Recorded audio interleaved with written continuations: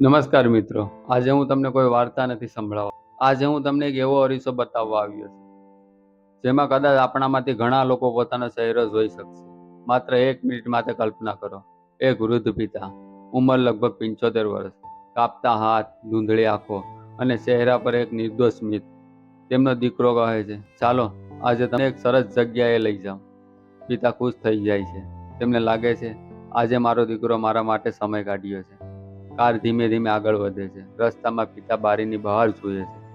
દરેક રસ્તો તેમને પોતાના સંઘર્ષમાં યાદ અપાવે છે. અહીં મેં મારા દીકરાને પહેલી વાર સ્કૂલમાં મૂક્યો હતો.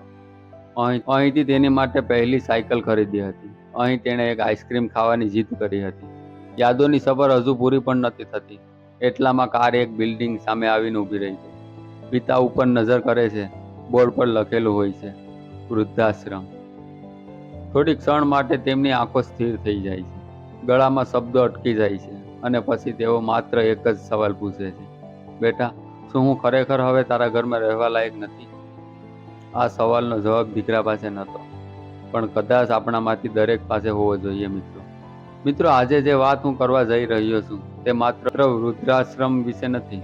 તે આપણા સંબંધો વિશે છે. તે માતા પિતાના પ્રેમ વિશે છે અને તે દિવસ વિશે છે જે દિવસે આપણે ભૂલી જઈએ છીએ કે આજે તેઓ વૃદ્ધ છે. કાલે આપણે પણ થઈશું.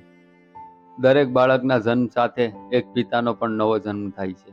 બાળક દુનિયામાં આવે છે અને એ દિવસે પિતા પોતાની ઈચ્છાઓ ધીમે ધીમે વિદાય આપવાનું શરૂ કરે છે.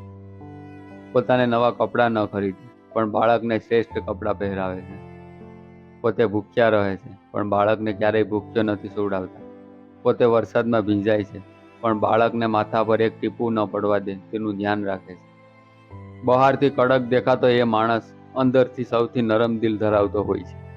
તમે કદાચ ક્યારેય ધ્યાન આપ્યું નહીં હોય, પણ પિતા ઘણીવાર પોતાની આંખોમાં આંસુ પણ છુપાવી દે છે. કારણ કે તેને લાગે છે, હું તૂટી જઈશ તો મારું બાળક કોના સહારે ઊભું રહેશે.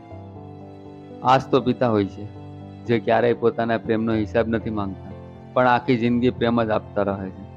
સમય કોઈ માટે અટકતો નથી મિત્રો.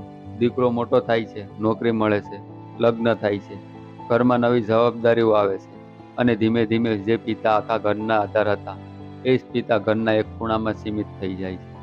કોઈ પૂછતું પણ નથી, પપ્પા આજે તમે જમ્યા? કોઈ સાંભળતું નથી, પપ્પા તમને શું ગમે છે? ધીમે ધીમે ઘરમાં બધું રહે છે પણ સંબંધોમાંથી ઉષ્મા ખોવાઈ જાય છે અને એ જ દિવસે વૃદ્ધાશ્રમ સુધીની સફર શરૂ થાય છે મિત્રો. કારનું દરવાજું ધીમેથી ખુલ્યું. દીકરાએ પિતાનો હાથ પકડ્યો, પણ આજે એ હાથમાં પહેલાની જેવી મજબૂતી નથી. પિતા બિલ્ડિંગ તરફ જોયું. આંખો ધીમે ધીમે ભીની થવા લાગી. તેમણે ફરી એકવાર પૂછ્યું, બેટા, આપણે અહીં શા માટે આવ્યા છીએ? દીકરો થોડા સમય સુધી ચૂપ રહ્યો. પછી ધીમા અવાજમાં બોલ્યો, પપ્પા, અહીં તમારી સારી રીતે સંભાળ રાખશે. પિતાના હોઠ પર નાનું સ્મિત આવ્યું. એ સ્મિત ખુશીનું નહોતું, એ પોતાના જ દુઃખને છુપાવવાનો પ્રયાસ હતો. એમણે કહ્યું, સારું બેટા, જો તને લાગે છે કે અહીં હું ખુશ રહીશ, મને કઈ વાંધો નથી. આટલું કહીને તેઓ કારમાંથી નીચે ઉતાર્યા. તેમના દરેક પગલા ભારે લાગતા હતા, જાણે આખી જિંદગીના ભાર એ પગલામાં ઉતરી ગયો હોય. વૃદ્ધાશ્રમનો દરવાજો ખુલ્યો. અંદર ઘણા વૃદ્ધ લોકો બેઠા હતા.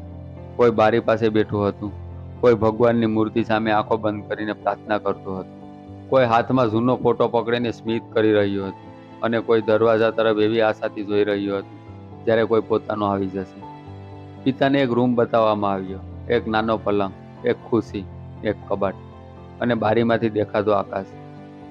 સ્ટાફે કહ્યું, હવે આ જ રૂમ તમારો છે. એ ધીમેથી પોતાનો થેલો નીચે મૂક્યો. એ થેલામાં વધારે કંઈ નહોતું. થોડા કપડાં, એક જૂની ડાયરી, એક તૂટેલો ચશ્મા અને એક ફોટો આખા પરિવારનો. તેમણે એ ફોટો હાથમાં લીધો. ફોટામાં નાનો દીકરો તેમના ખંભા પર બેઠો હતો. પિતા સ્મિત કરવા લાગ્યા અને ધીમેથી બોલ્યા, તને ખંભા પરથી નીચે ઉતરવું જ નહોતું ગમતું. આજે હું તારા જીવનમાંથી નીચે ઉતરી ગયો.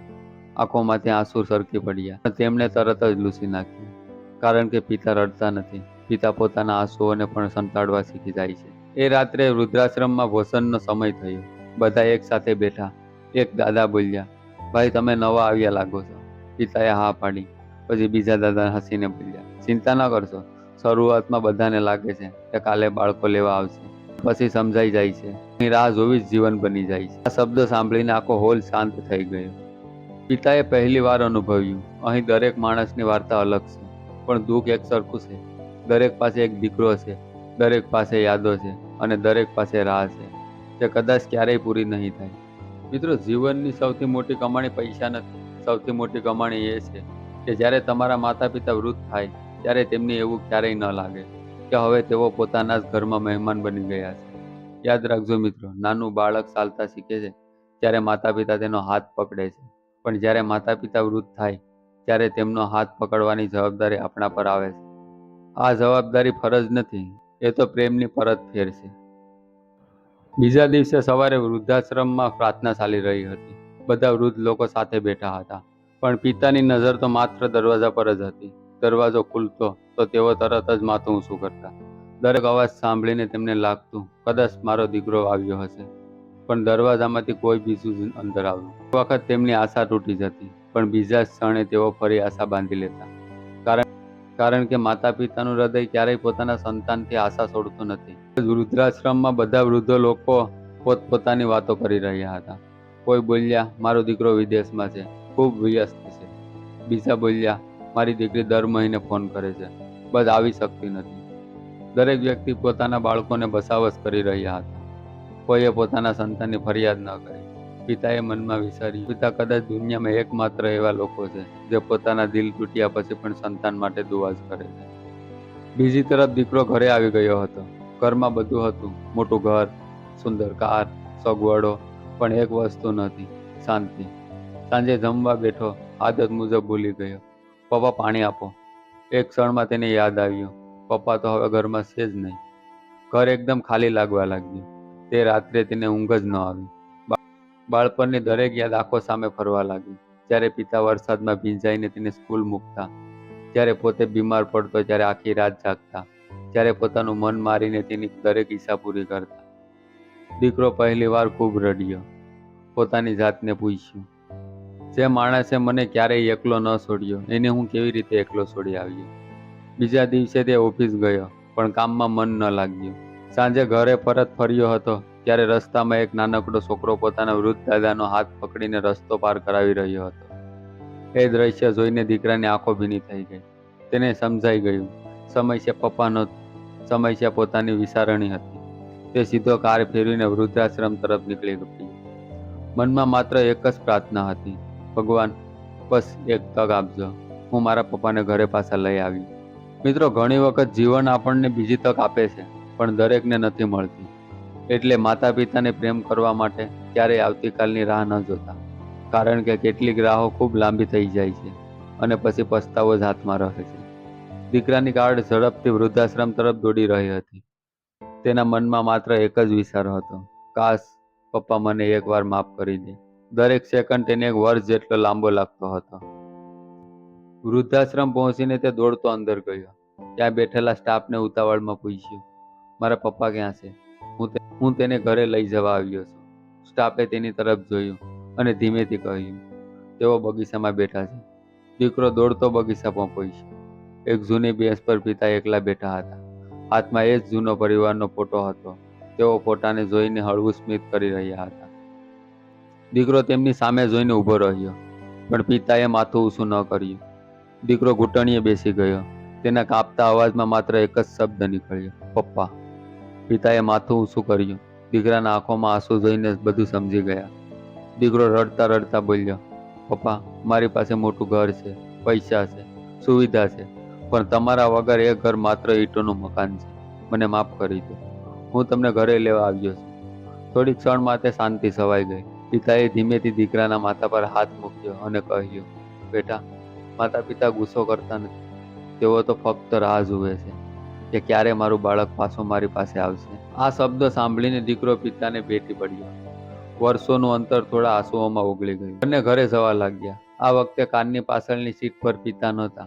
પિતા આગળની સીટ પર બેઠા હતા, કારણ કે જીવનમાં પિતાનું સ્થાન ક્યારેય પાછળનું હોય જ નહીં. ઘરે પહોંચતા જ નાનકડો પુત્ર દોડી આવ્યો. દાદા, તમે ક્યાં ગયા હતા? પિતાએ તેને ગળે લગાવી દીધો. આ વખતે તેમની આંખોમાં દુઃખ નહીં, પણ ખુશીના આંસુ હતા. ઘરમાં ફરી હાસ્ય ગુંજવા લાગ્યું. દીકરાને સમજાઈ ગયું, ઘર દિવાલોથી નથી બનતું, ઘર તો માતા પિતાના આશીર્વાદથી બને છે. અને મિત્રો, આ કહાનીના અંતમાં હું બસ એટલું જ કહીશ કે જો તમારા માતા પિતા આજે તમારી સાથે છે તો તમે દુનિયામાં સૌથી નસીબદાર લોકોમાંના એક છો. તેમને મોંઘી ભેટોની જરૂર નથી. તેમને જોઈએ છે તો બસ થોડો સમય, થોડો પ્રેમ અને બે પ્રેમભર્યા શબ્દ. યાદ યાદ રાખજો મિત્રો, જે હાથોએ તમને ચાલતા શીખવ્યા હતા એ જ હાથને ક્યારેય એકલા ન છોડતા. પૈસા ફરી કમાઈ શકાય છે, મોટું ઘર ફરી બનાવી શકાય છે, એ વસ્તુ ફરી મળી શકે છે, પણ માતા પિતા એકવાર ચાલ્યા જાય પછી તેમની ખાલી જગ્યા આખી દુનિયા મળીને પણ ભરી શકતા નથી. તો આજે જ આ વિડીયો પૂરો થયા પછી તમારા માતા પિતાની પાસે જાઓ, તેમને ગળે લગાડો અને માત્ર એટલું કહો, તમારા વગર હું કંઈ જ નથી. વિશ્વાસ રાખજો, આ એક વાક્ય તેમના આખા જીવનની સૌથી મોટી ખુશી બની જશે. જો આ કહાની તમારા દિલને સ્પર્શ કર્યો હોય તો તેને જરૂર શેર કરજો. કદાચ તમારો એક શેર માતા પિતાને વૃદ્ધાશ્રમ સુધી પહોંચતા બચાવી શકે છે. ધન્યવાદ મિત્રો. ફરી પાછા મળીએ એક નવા વિડીયોમાં. ત્યાં સુધી બધાને જય માતાજી.